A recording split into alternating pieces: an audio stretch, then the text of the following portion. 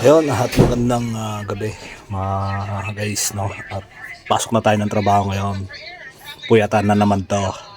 Yan. And then, yun, mag-isip tayo kung anong helmet yung gagamitin natin. Ito, let's go, pakita ko sa inyo. Yan mga guys, ito yung mga helmet natin. Evo SRO9. Yung Evo natin na unang-una, itong Geely. Pili tayo sa tatlo kung anong gagamitin natin. Yan. Pero mas trip ko muna ang gamitin. Pahingayin muna natin tong ating unang-unang helmet. Siguro mag-Geely muna tayo mga guys. Yan. Ito sa inyo. Yan. Ito yung Geely helmet natin. Nabasalan ng pinsan sa Norsagaray kami. Nalaglag. Ayan, may kunting bangas.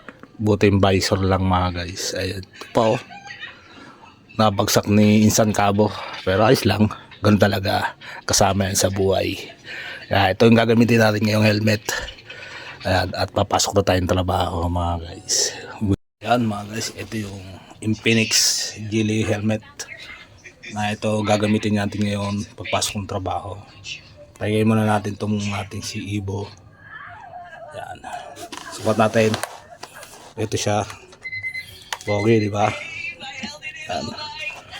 Infinix Geely helmet mga guys. Ito ang gagamitin natin ngayon pagpasok ng trabaho. Check. Geely muna tayo. Let's go. Thank you for watching. Arat na. Brum.